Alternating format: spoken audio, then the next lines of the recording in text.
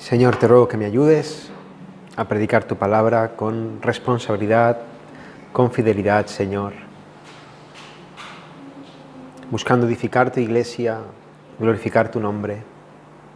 Ayúdame, Señor, y bendice este tiempo, en el nombre de Jesús. Amén. Hermanos, la palabra sumisión y la palabra autoridad suenan muy mal en el día de hoy. Lo cierto es que, por un lado, la sociedad nos empuja a pensar a que todos somos libres y que no debemos sujetarnos a ninguna normas que nos quieran imponer, ¿no? La verdadera felicidad, dicen algunos, es hacer lo que uno quiere, cuando uno quiere, sin importar las reglas, sin importar las opiniones de los demás, como cantaba, no recuerdo quién era, creo que Alaska en los 80, ¿no? ¿A quién le importa lo que yo diga? ¿A quién le importa lo que yo haga? Sin embargo, si somos honestos, todos deseamos tener autoridad, realmente. Aquellos que se quejan de estar sometidos y se rebelan contra los que les mandan son los mismos que en el fondo anhelan someter a otros a sus mandatos. Fíjate, por ejemplo, en el niño que está aborreciendo la autoridad de sus padres, pero ¿por qué aborrece la autoridad de sus padres? Porque él quiere mandar. Él quiere hacer lo que le da la gana, él quiere imponer lo que quiere comer, cuando quiere comerlo, a qué hora irse a dormir, quiere tomar las riendas de su vida. Y lo mismo ocurre con las escuelas. Hace 40 años la autoridad era la de los profesores, hoy en día la autoridad es de los niños. En los trabajos también pasa, el empleado que se queja del jefe, que está todo el día murmurando contra el jefe, porque en realidad a él le gustaría ser el jefe. Lo cierto es que no podemos escaparnos de este principio. En nuestro corazón está muy claro.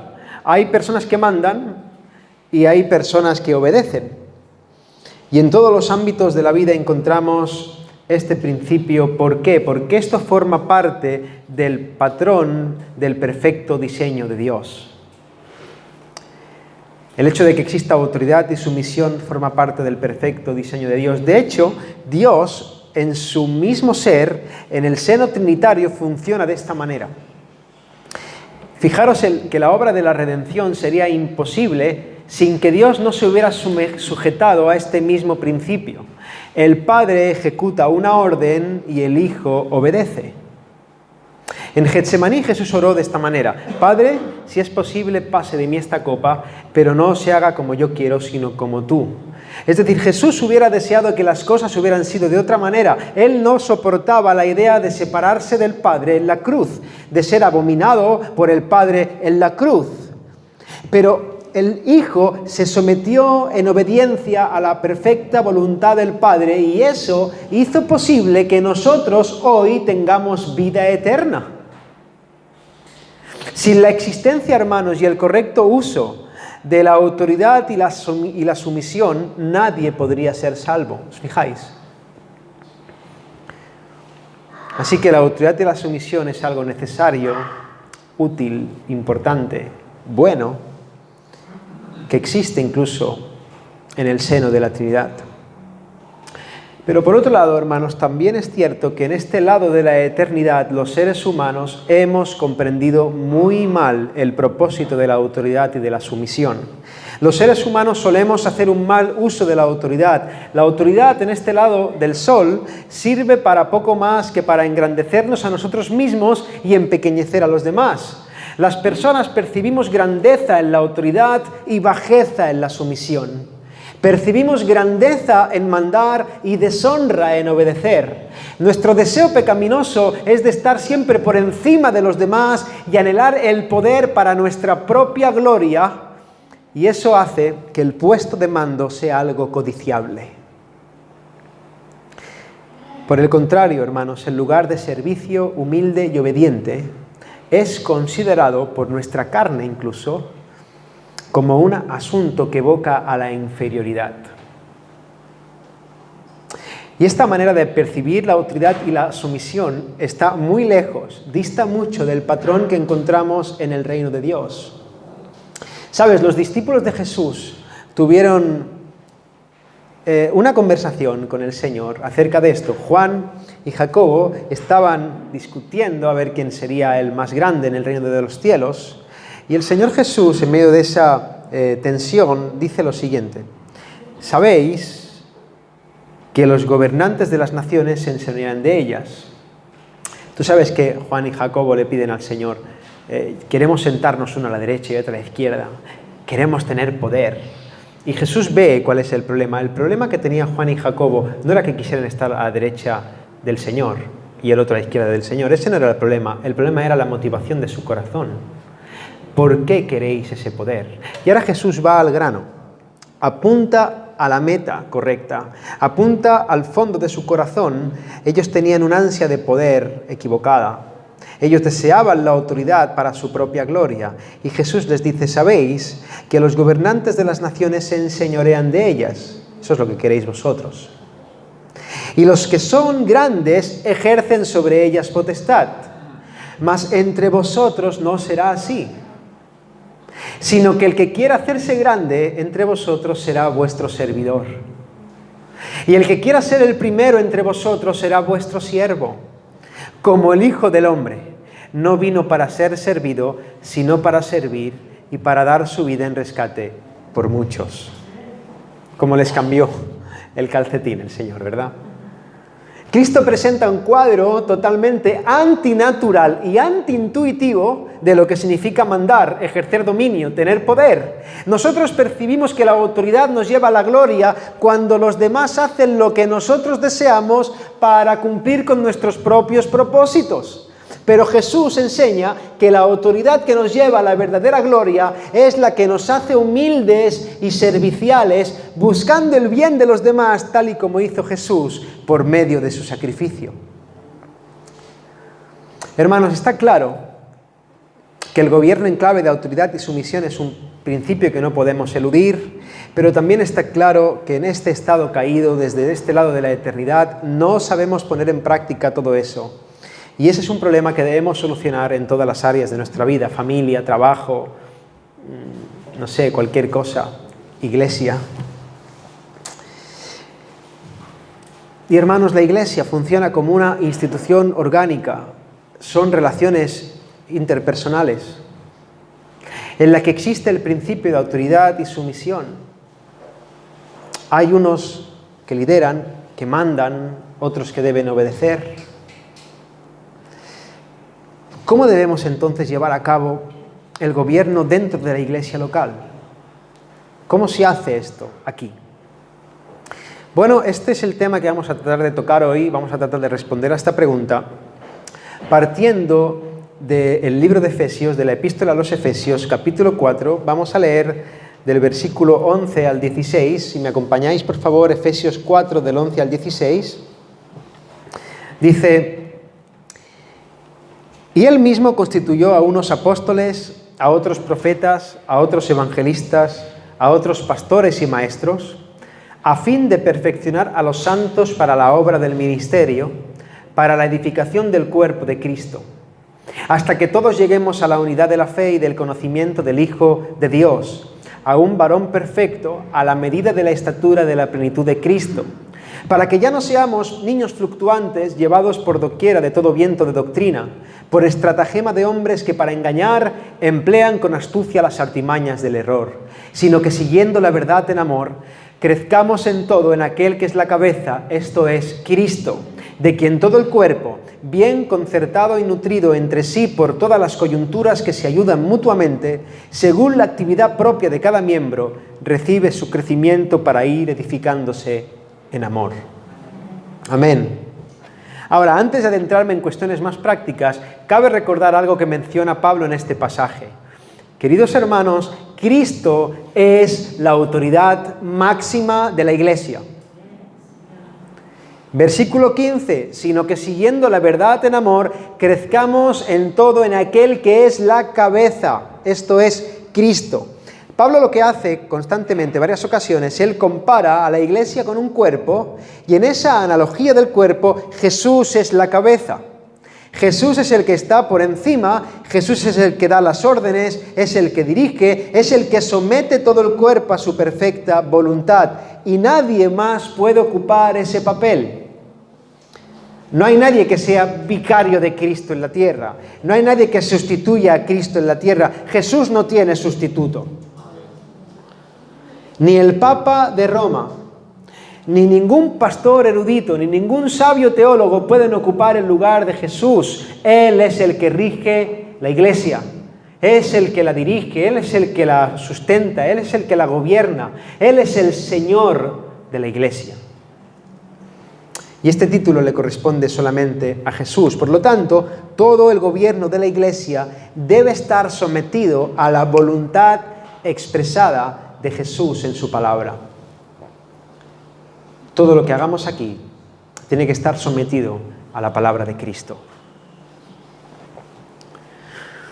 Pero también debemos recordar algo que hemos estado diciendo durante estas semanas, hablando de la doctrina de la Iglesia, y es que Cristo mismo le otorgó una cierta autoridad a la Iglesia local, tal y como vimos en los pasados sermones. La Iglesia, hermanos, tiene la responsabilidad divina de proclamar y proteger el Evangelio para el avance del reino de Dios.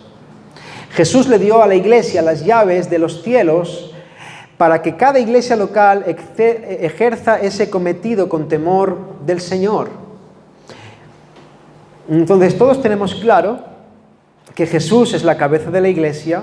Ningún cristiano serio pondría esto en duda. Y también todos podemos tener claro que la iglesia goza de cierta autoridad para la extensión del reino. Vimos que la iglesia tiene autoridad para atar y para desatar, es decir, para evaluar si alguien es un confesor correcto, que tiene una confesión correcta. La iglesia debe discernir quiénes son cristianos y quiénes no. La iglesia debe discernir quién está dando frutos de santidad y quiénes no. La iglesia debe discernir qué es el evangelio correcto y qué es una falsa doctrina. Pero ahora entramos en la parte práctica, hermanos. ¿Cómo debemos llevar a cabo como iglesia este cometido? ¿De qué manera se dirige este barco? ¿Cómo tomamos las decisiones en la iglesia? ¿Quién manda aquí? ¿Cómo? ¿Por qué? Hermanos, en este sentido yo quiero abordar este tema con mucha sensibilidad y con mucha cautela, porque yo reconozco que en la Iglesia se ha sido muy torpe a lo largo de los siglos en el uso de la autoridad y el gobierno. Por un lado, la falta de compromiso de algunos, unido a las ansias de poder y de protagonismo de otros, han provocado mucha confusión, hermanos. Han provocado mucho dolor, han provocado lágrimas, injusticias entre el pueblo de Dios. Y lo que es peor, un pésimo testimonio al mundo que nos observa. Mira, normalmente las congregaciones oscilan entre dos extremos. Por un lado, hay iglesias en que la membresía tiene una excesiva autoridad. No se dejan gobernar. Algunas de esas iglesias ni tienen ni quieren tener pastores.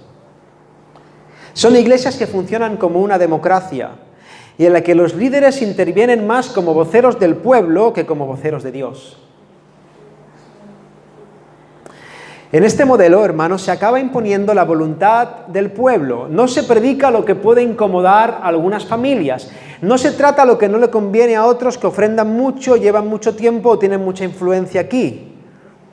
El pastor que predica tiene temor de proclamar la verdad del Evangelio, tiene miedo a qué decir, tiene miedo a ser censurado, a ser juzgado, a que le echen.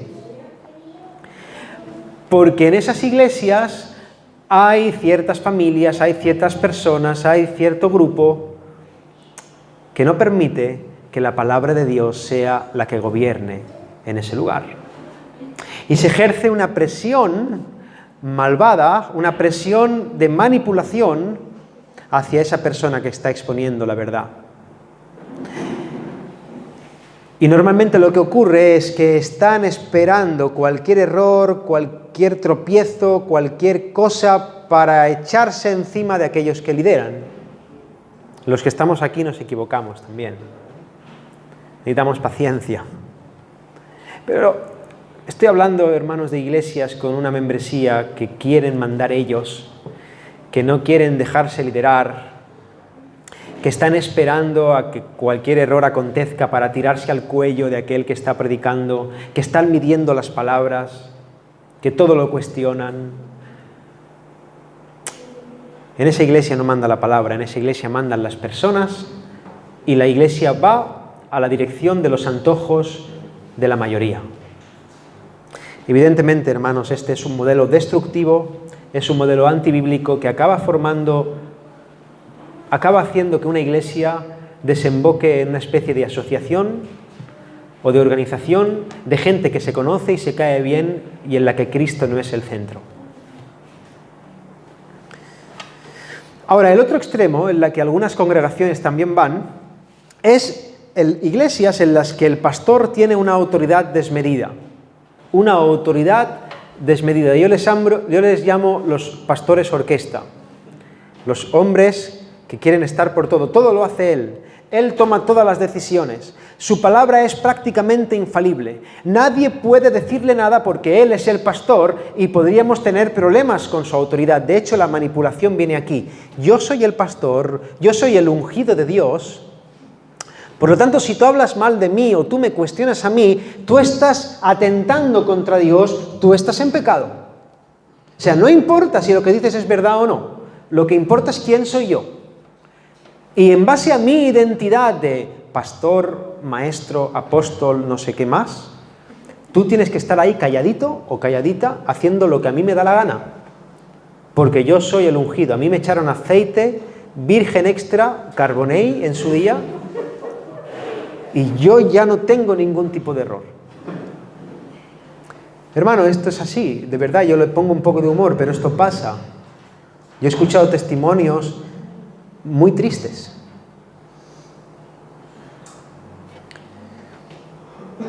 Las personas acaban pensando que cada vez que están en desacuerdo con el pastor están mal espiritualmente.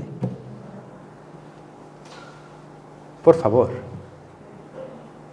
Ni siquiera vemos al pastor de pastores tener esta. Hasta Cristo permitió que se le cuestionara, porque él estaba seguro de sí mismo. Él no tiene problemas. Este mal uso de la autoridad pastoral, ¿sabes qué acaba provocando? Acaba provocando que la congregación tome una actitud conformista y pasiva. Y por otro lado, otros acaban frustrados, heridos, sintiéndose culpable por cosas que no son culpables. Los miembros acaban en un estancamiento espiritual, acaban totalmente frustrados. La membresía de esta iglesia hace lo que el pastor les dice, cree lo que el pastor les dice, no hay discernimiento, no hay sentido de la responsabilidad cristiana. Y por un lado, el liderazgo le está pidiendo a la iglesia que madure. Por otro lado, cuando la iglesia madura, el liderazgo le está diciendo a la iglesia que calle. Entonces es muy complicado. ¿Pero qué hacemos? Y este modelo es prácticamente, hermanos, de verdad, es prácticamente calcado al catolicismo, en el que el cura dice y hace, y el pueblo escucha, se toma la hostia y para casa. Y creo que no hace falta decir que esto tampoco es bíblico, y esto acaba haciendo muchísimo daño a la iglesia del Señor y dando un testimonio pésimo. Hermanos, la iglesia de hoy, que vemos en la actualidad, evidentemente no todas, pero esto es algo bastante generalizado, suele moverse en estas dos direcciones. Pero las Escrituras nos presentan un modelo muy distinto. De hecho, cuando yo estaba poniendo estos ejemplos, seguro que la mayoría de los que estáis aquí o ha vivido alguna de estas experiencias o ha estado en algún tipo de iglesias que tiene algo que ver con esto. Pero la palabra habla de un modelo muy distinto. El formato que propone Pablo en Efesios capítulo 4 es el que se denomina teológicamente como un congregacionalismo guiado por ancianos. Eso es lo que vamos a tratar de explicar hoy. ¿Qué significa el congregacionalismo guiado por ancianos o por pastores? Se trata, hermanos, de un sistema en el que la autoridad reside en la iglesia local, en toda la iglesia. Y cada parte, la congregación por un lado y los pastores por otro lado, cumplen con un papel distinto y con un propósito.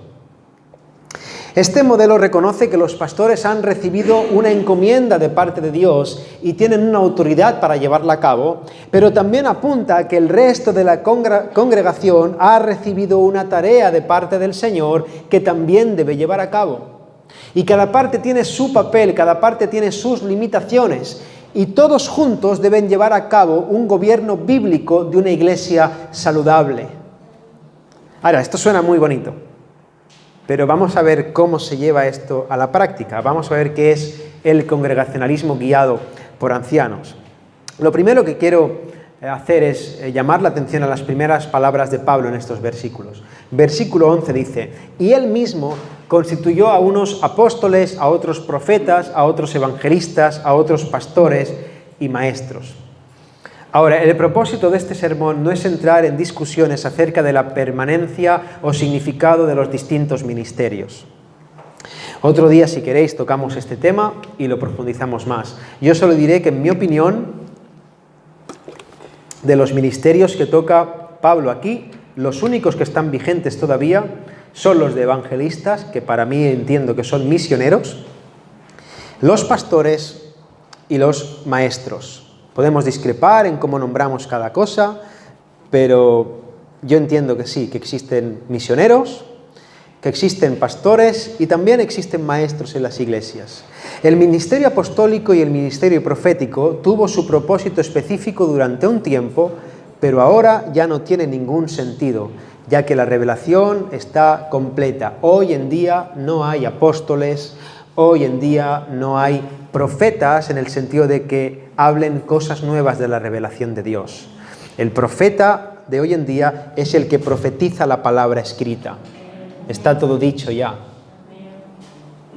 Ahora, lo más importante es notar lo que apunta Pablo. Estos ministerios los estableció Dios con un fin concreto: la correcta edificación de la iglesia. Alguien en el primer siglo no era apóstol para ponerse un traje blanco, peinarse para atrás y tener un jet privado. Ese no era la meta. La meta era edificar el cuerpo de Cristo, dando su propia vida si hacía falta por ello. Así que yo me voy a centrar ahora en los pastores y los maestros. Yo creo firmemente que existe una diferencia entre ser pastor y ser maestro. Yo no creo que Pablo se esté refiriendo a lo mismo, porque alguien puede ser un maestro pero no ser un pastor. Hay mucha divergencia aquí. Yo hablo de mi opinión, no me voy a pelear nunca con nadie por esto, pero yo creo que alguien puede enseñar en una iglesia sin tener un ministerio pastoral, pero el hecho de que Pablo los enumere juntos sí que tiene una implicación práctica. ¿Y cuál es la implicación práctica? Que todo pastor sí debe ser un maestro. Pablo le dice a Timoteo que si alguno anhela obispado, es decir, ministerio pastoral, desea algo bueno, pero es necesario, entre otras cosas, que el candidato a ser pastor sea apto para enseñar. Ese es el único requisito para los pastores en cuestión de dones. Todo lo demás que nombra Pablo en 1 Timoteo 3 y en Tito capítulo 2 en Tito 1, es cuestiones de carácter. Los pastores tienen una figura bíblica que tiene un cometido concreto dentro del cuerpo del Señor. Los pastores deben ser maestros, deben saber enseñar la palabra de Dios. Ahora, alguien puede saber enseñar la palabra de Dios y hacerlo muy bien, pero no ser un pastor, porque un pastor es mucho más que alguien que sabe enseñar la palabra de Dios. Otro día hablamos de este tema con más profundidad, pero lo que yo voy es a que las Escrituras le otorgan a los pastores una cierta autoridad. Mira lo que dice Hebreos capítulo 13, versículo 17. Obedeced a vuestros pastores y sujetaos a ellos, porque ellos velan por vuestras almas como quienes han de dar cuenta, para que lo hagan con alegría y no quejándose, porque esto no os es provechoso. Este pasaje indica claramente que los pastores deben liderar y la iglesia debe estar dispuesta a una sumisión alegre, a una sumisión comprometida con ese liderazgo de los pastores. Los pastores deben ejercer autoridad y la iglesia debe someterse a esa autoridad. Ahora, nótese algo muy interesante que dice la palabra en varias ocasiones, y es que las Escrituras hablan siempre del ministerio pastoral en plural. Siempre. Refiriéndose a una iglesia local, los pastores, en plural dice el pastor, dice los pastores. ¿Y por qué? Porque el ideal bíblico, hermanos, en una congregación es que haya pluralidad de pastores. Que haya más de un anciano, más de un obispo. Ahora, como mínimo que haya uno. Cuando Pablo envía a Tito a Creta, en la isla había una primera necesidad que surgía de una deficiencia. Pablo le dice: por esta causa te dejé en Creta para que corrigieses lo deficiente. ¿Y qué era lo deficiente? Y establecieses ancianos en cada ciudad, así como yo te mandé. ¿Veis otra vez? Ancianos. No dice un anciano, dice ancianos. Las iglesias no tenían un liderazgo definido, hermanos. Las iglesias no tenían una dirección pastoral. La palabra habla del ministerio pastoral con diferentes tres palabras: ancianos, pastores y obispos. Es el mismo oficio expresado con tres diferentes palabras. Es lo mismo. Un pastor es un obispo y también es un anciano, y todos los términos que queráis usar en esos tres es correcto. Por ejemplo, en Hechos capítulo 20, al versículo 17, dice Lucas: enviando pues desde Mileto a Éfeso, hizo llamar a los ancianos de la iglesia. ¿Veis? Pablo, dice Lucas en Hechos, que Pablo hizo llamar a los ancianos de la iglesia. Ahora, Pablo hace un discurso, y después del discurso profundo, que es impresionante, Pablo se dirige a estos, a los que ha llamado ancianos, y dice: por tanto, en el versículo 28, mirad por vosotros y por todo el rebaño en que el Espíritu Santo os ha puesto por obispos. Ancianos, ahora obispos, para apacentar a la iglesia del Señor, la cual él ganó con su propia sangre. Los ancianos son llamados obispos, y aunque no lo dice directamente, el hecho de que hable de apacentar a la iglesia de Dios también le hace una referencia al ministerio pastoral. ¿Quién apacienta a las ovejas? Los pastores. Anciano, obispo, pastor es lo mismo. Ahora, lo primero que hemos dicho es que un pastor debe ser un maestro. Puede haber maestros en la iglesia también que no son pastores. Los pastores tienen una cierta autoridad en la iglesia tiene que someterse a los pastores, como dice Hebreos, y que pastor, anciano y obispo es lo mismo. Ahora vamos a tocar el primer tema práctico del congregacionalismo guiado por pastores, por ancianos, por obispos, como quieras llamarle. En primer lugar, los pastores lideran y la iglesia se somete. Hermanos, Dios ha dotado a la iglesia de pastores para el bien de la misma, y la iglesia debe someterse a estos pastores. Ahora vamos a ver cómo. Un cristiano, mira, hermano, hermana, un cristiano nunca va a crecer espiritualmente si no abre su corazón a ser instruido y a ser pastoreado por aquellos hombres que Dios ha puesto para tal cometido. No esperemos perfección en el liderazgo, hermanos. No esperemos que venga Jesús en persona a pastorearte. Esperemos hombres piadosos que anden en santidad, que quieran crecer en Cristo, que cumplan los requisitos de la palabra. Y cuando esos hombres estén, vamos a someternos humildemente a su dirección. Si un creyente piensa cosas como: a mí que me dejen tranquilo, ¿quién es este para meterse en mi vida? Como me diga algo a mí este que hace tal o cual cosa, a mí me da igual lo que me cuenten. Este tipo de pensamientos está manifestando, hermanos, un claro síntoma de enfermedad espiritual.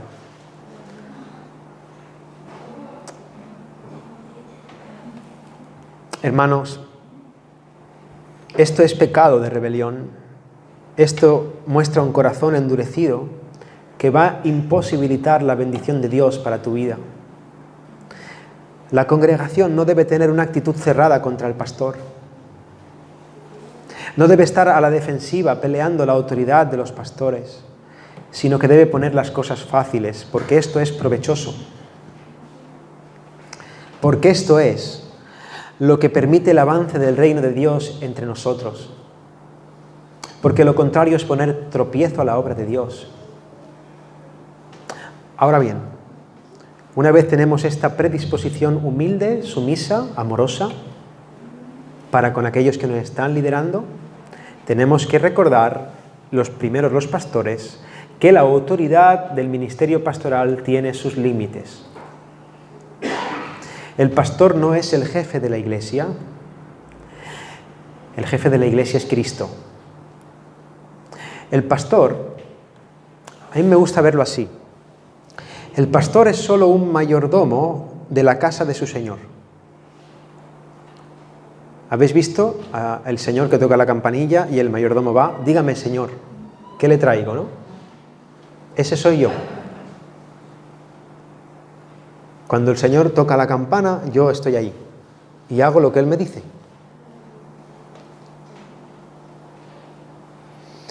La iglesia debe someterse a los pastores siempre y cuando los pastores sean mayordomos que oyen la campana. Cuando los pastores se someten a Cristo, la iglesia se somete a los pastores.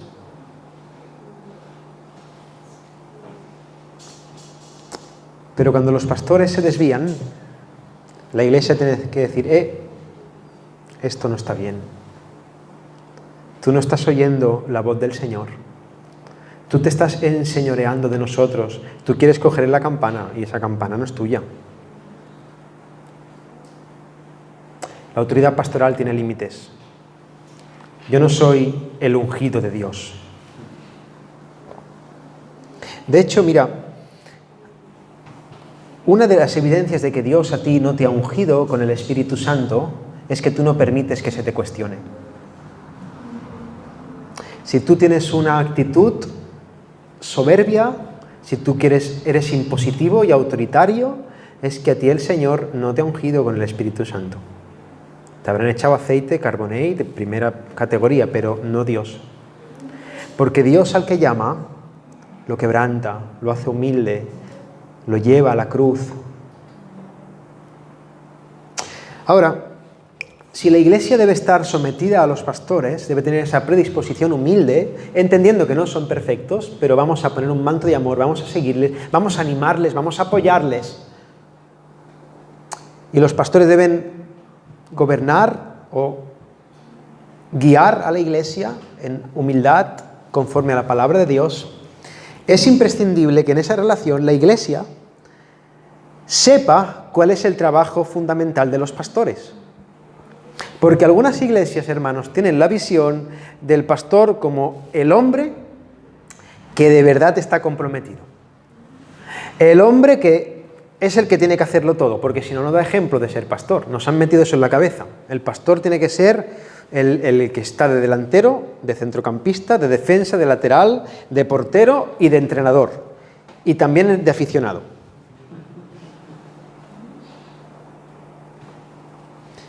Hermanos, hay iglesias que ven, y a lo mejor algunos de nosotros vemos esto así, el pastor como el que tiene que estar en todas. El que tiene que estar en la evangelización, llevando eso. El que tiene que estar orando al público, el que tiene que estar orando siempre. El que tiene que estar en la alabanza. El que tiene que estar de tesorero. El que tiene que estar de secretario. El que tiene que ir a hablar con el ayuntamiento. El que tiene que hablar con las ovejas. El que predica cada domingo. Hermanos, qué agobio. Hay pastores, los pobres, que no saben cantar ni tocar la guitarra. Están ahí con la guitarrita y no saben. El hombre, el pobre, por dar ejemplo, por servir, y la iglesia, no, mira el pastor, un hombre comprometido, el pastor, y lo están quemando. ¿Sabes lo que acaba ocurriendo con ese tipo de modelos? El pastor acaba teniendo una carga desmedida, el pastor se fatiga, el pastor se quema, y el pastor, lo que es peor, es que descuida lo más importante. ¿Sabéis? Lo primero, él mismo, hablaremos de eso, pero ¿sabéis cuáles son las personas que más sufren esto? Además del pastor, la familia del pastor. ¿Vosotros sabéis la cantidad de esposas de pastores que se sienten solas?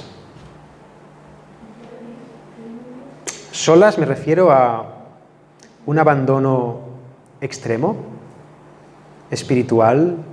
Porque claro, como son la esposa del pastor, tienen que dar ejemplo. No pueden abrirse con según quién. Esa iglesia, al igual que ve el pastor, incluso hay veces que le llaman la pastora. Y el pastor está tan ocupado por atenderlo todo que no puede atender a la mujer que Dios le ha dado. Eso es una maldad, hermanos. Y ya no quiero hablar de los hijos. Muchos hijos de los pastores que están en el mundo, porque el pastor está por la iglesia y no está por su iglesia casa. Pero después los pastores también sufren, hermanos, porque están descuidándose a sí mismos. Y al final eso acaba provocando que la iglesia sufra. Todos pierden, ¿habéis visto?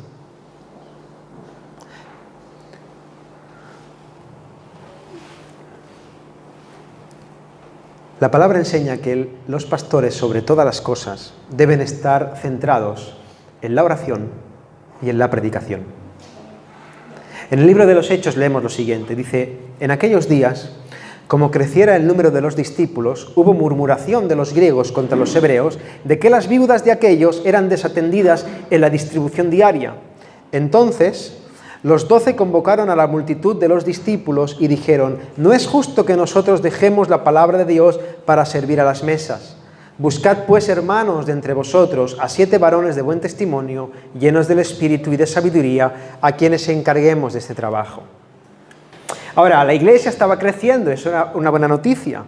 Cada vez había más asuntos que atender y con un corazón de servicio los pastores, los que estaban liderando, los que estaban guiando, se estaban volcando, enredándose en todos los asuntos, todo lo llevaban ellos. Hasta que el tema les estalló en la cara. No pudieron porque son hombres solo. Habían terminado por atender lo urgente, que era un caso de conflicto en la iglesia, de distribuir lo material, y por atender lo urgente habían desatendido lo más importante. Esto también guárdatelo para tu vida. No cambies la atención de lo urgente, no cambies lo importante por lo urgente. Que lo que es urgente no desplace lo que es más importante. Mira, el problema es que, me encanta lo que dicen los apóstoles, dice: no es justo que nosotros hagamos esto porque estamos desatendiendo lo importante. No es justo que estemos con lo urgente porque estamos desatendiendo lo importante, aquello para lo que Dios nos ha llamado. Eso no es justo. Así que poneros manos a la obra. Esto es cosa de todos. Lo que está diciendo aquí la palabra es eso. Mira, un pastor debe estar dispuesto a realizar cualquier tarea. No se trata, hermanos, de encumbrar al pastor y de ver de mala manera el hecho de que pueda limpiar el baño, cortar el césped o barrer. No, hermanos, yo digo más. Alguien que no está dispuesto a fregar los platos es alguien que no debe estar predicando en un púlpito. Pero una vez el carácter del siervo está lo suficientemente amasado para que eso esté bien, es crucial que la iglesia comprenda cuál es el cometido principal de los pastores dentro del cuerpo. Si un pastor está tan comprometido con cualquier otro asunto en la iglesia que eso le impide tener una correcta vida de oración y un exhaustivo estudio de la palabra de Dios para alimentar al rebaño, entonces esa iglesia está cayendo en un desorden que solamente puede traer problemas a su vida espiritual. Y hermanos, yo entiendo que hay momentos de todo. Ahora mismo en esta iglesia llevamos 1 año y pico, estamos empezando y yo entiendo que ahora me toca estar ahí. Pero si estamos en la misma situación dentro de un tiempo más adelante, estaremos habiendo hecho las cosas mal. No, hermanos, esto es cosa de todos.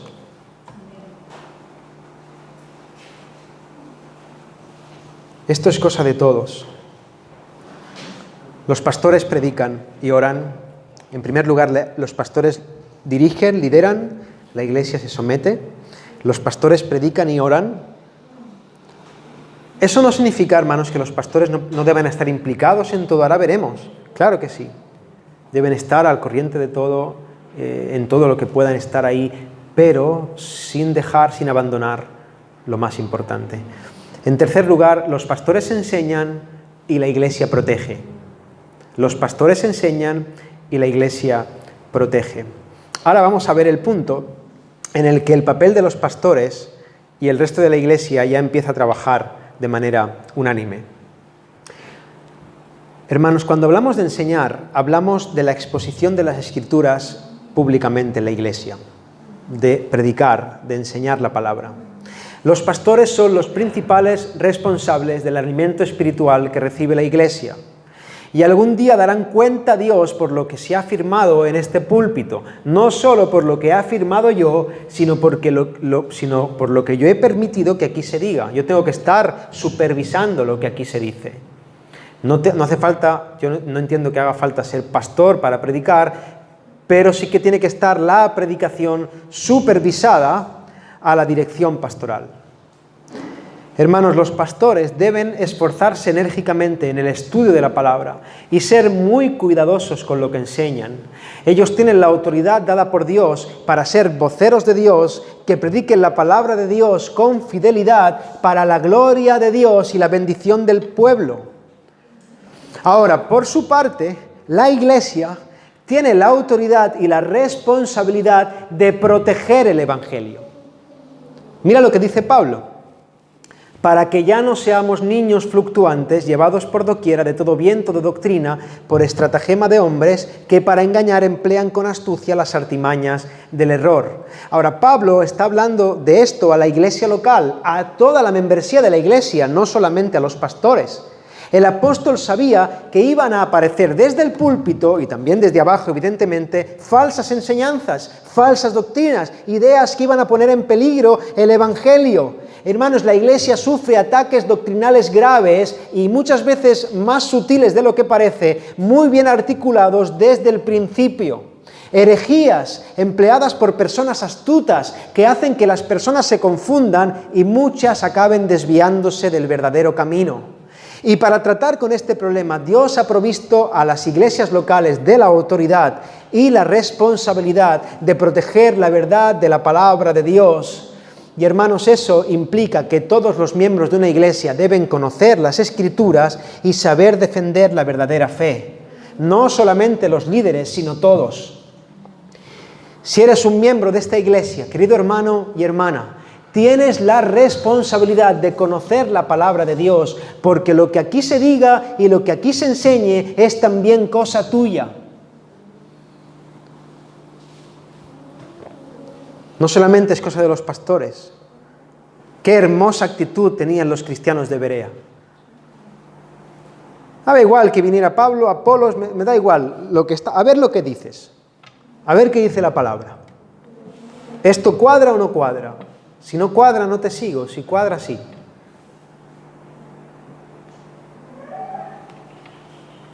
Y eso también implica, hermanos, atended a esto. Es muy importante. Mira. Si la herejía penetra en el seno de la congregación, los responsables de que eso haya ocurrido son todos los miembros de la iglesia. Evidentemente el Señor, cuando nos llame a su presencia, a mí me va a pedir más cuentas que a todos, pero todos seremos responsables. Así que, hermanos, tenemos que tener un corazón humilde, dispuesto a ser moldeados, dispuesto a estar sometidos a la palabra. No sigamos a los hombres por su carisma, no sigamos a los hombres por sus dones, no sigamos a los hombres por lo bien que hablan, no sigamos a los hombres por lo graciosos que son o por lo bien vestidos que van. Sigamos la palabra de Dios, y todo lo que no esté de acuerdo a la palabra de Dios, con humildad, con amor y con respeto, lo desechamos y lo tratamos de dirigir a la senda de la cruz. Esto no se puede cambiar. Esto no es negociable. Los pastores lideran, la iglesia se somete, los pastores predican y oran, los pastores enseñan, la iglesia protege. Y por último, los pastores supervisan, la iglesia hace la obra. Prestemos atención al versículo 12, capítulo 4 de Efesios. Dice que todo eso lo edifica Dios a fin de perfeccionar a los santos para la obra del ministerio, para la edificación del cuerpo de Cristo. Hermanos, Pablo afirma que los ministerios de liderazgo sirven para capacitar a todos los miembros para que todos hagamos la obra. No unos pocos, sino todos. Los encargados de que una iglesia local vaya hacia adelante en los diferentes asuntos son todos y cada uno de los miembros. El patrón es que los pastores y maestros enseñan y la congregación sirve en base a las instrucciones que han recibido.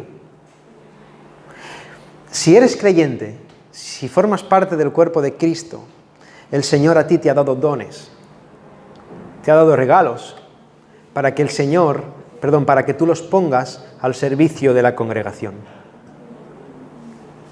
Las Escrituras no contemplan la posibilidad de que haya un creyente genuino y sano espiritualmente que se dedique simplemente a venir a las reuniones para sentarse, escuchar e irse a su casa.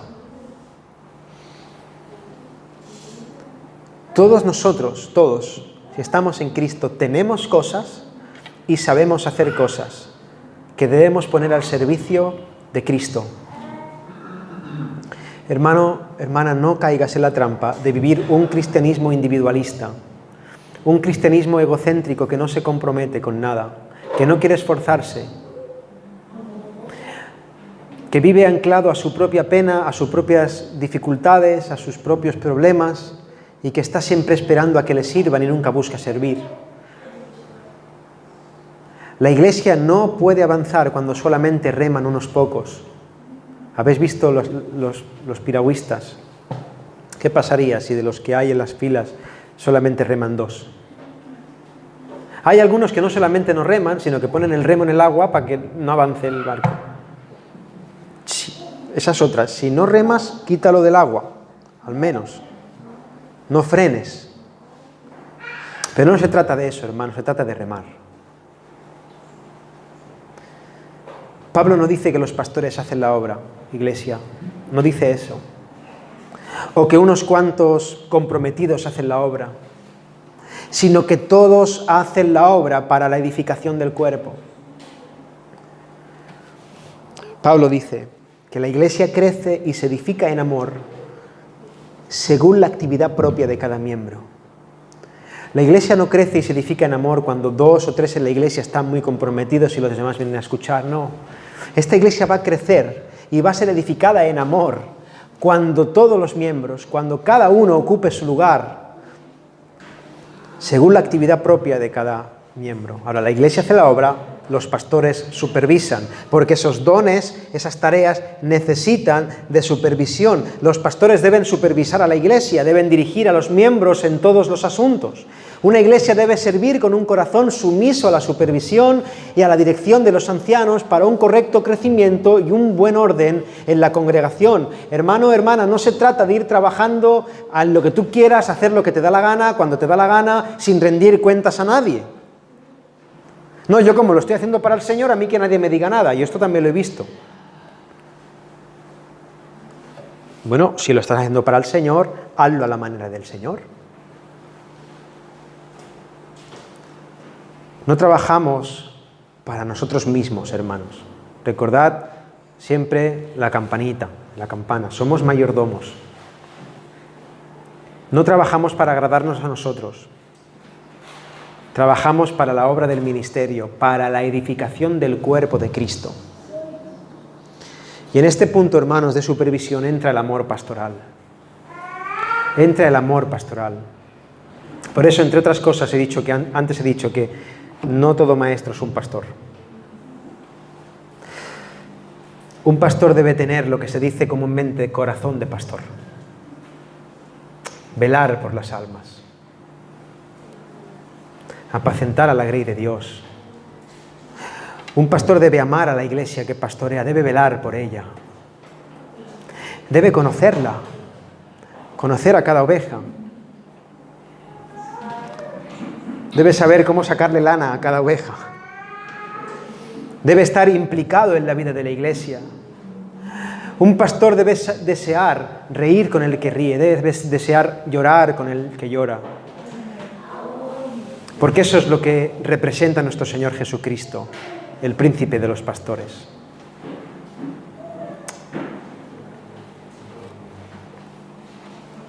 Hermano, y es así, mira.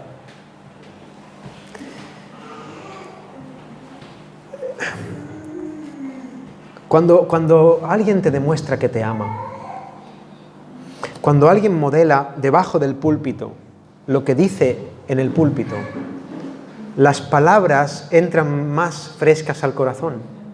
Ahora, yo no estoy diciendo que solamente debes escuchar al pastor cuando el pastor cumple tus expectativas de cuidado. Lo que estoy diciendo es que cuando un pastor es pastor, los oídos de la oveja se abren con más facilidad. Si yo te llamo, si me preocupo por ti, si tú sientes que te quiero, si tú sientes que yo velo por ti, si tú ves mi humildad, entonces va a serte más fácil escucharme y ser instruido por mí.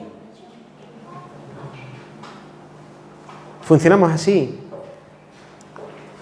Yo sé que tengo mucho que crecer en eso, hermanos. Tenedme paciencia, ayudadme en esta labor, pero yo sé, hermanos, que si yo no lloro cada día por vosotros, si yo no os amo, si yo no me preocupo de verdad por vuestras vidas, si yo no tengo un peso en mi corazón por vuestras almas, si yo no aprendo a reírme con vuestras alegrías, a llorar cuando tenéis algún problema, si yo no estoy el día 28 clamando al Señor porque a Rafael lo van a operar y mi hermano Jesús y mi hermana Inés está con el corazón en un puño, si yo no tengo eso en el corazón, yo no voy a tener autoridad desde aquí. Y eso no se compra ni se vende, se lo da el Señor. Y he puesto ese ejemplo por poner ese ejemplo, podría poner cualquier otro. El Señor me ayude a crecer en eso, a darme más amor por vosotros.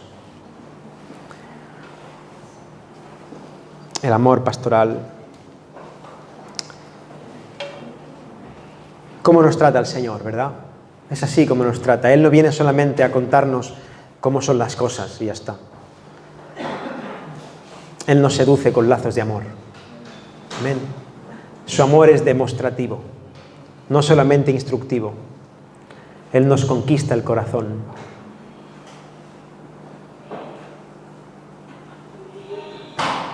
Amén. Hermanos, voy terminando ya. La meta es el discipulado y la extensión del reino de Dios. La misión de una iglesia local es la de mostrar la gloria de Dios por medio del Evangelio a un mundo que nos observa. Esto lo hemos estado repitiendo durante estas semanas. Todos los asuntos del gobierno dentro de la iglesia no deben someterse a intereses personales, a presiones económicas, a cuestiones políticas. Nuestra misión es hacer discípulos para el avance del reino de Dios y para ello todos debemos remar hacia la misma dirección. Tanto los pastores como los demás miembros debemos tener claro que esta obra es de Dios y todos somos simples siervos que efectuamos un papel diferente dentro de su plan hasta que todos lleguemos a la unidad de la fe y del conocimiento del Hijo de Dios, a un varón perfecto a la medida de la estatura de la plenitud de Cristo. Esta es la meta, hermanos. Y en este punto debemos pararnos y mirar al Señor. La iglesia no es una simple institución humana. La iglesia es el proyecto de Dios para la gloria de Dios. Y Pablo dice, sino que siguiendo la verdad en amor, crezcamos en todo aquel que es la cabeza, esto es Cristo, y de quien todo el cuerpo, bien concertado y unido entre sí, por las coyunturas que se ayudan mutuamente, según la actividad propia de cada miembro, recibe su crecimiento para ir edificándose en amor. Nosotros somos el cuerpo de Cristo. Nosotros estamos unidos a Cristo. Él es nuestro ejemplo, Él es nuestra esperanza. Entonces, hermanos, aprendamos de su humildad, aprendamos de su servicio. Siendo Él el Rey de Reyes, siendo el Señor de Señores, Él vino a este mundo, se despojó de su gloria y vino a servir, porque el Hijo del Hombre no vino para ser servido, sino para servir y para dar su vida en rescate de muchos. Hermanos, Jesús vino a ser siervo y se humilló hasta lo sumo para ganar una salvación que no era posible para nadie. Y ahora, si realmente estamos en Cristo, debemos ser humildes, así como Cristo fue humilde, y aprender a perder para que los demás ganen. Hermano, hermana, nos hemos tragado la mentira del mundo que dice que ganamos cuando nosotros ganamos y los demás pierden. Y es al revés. La verdadera victoria está en perder de lo nuestro para que los otros ganen.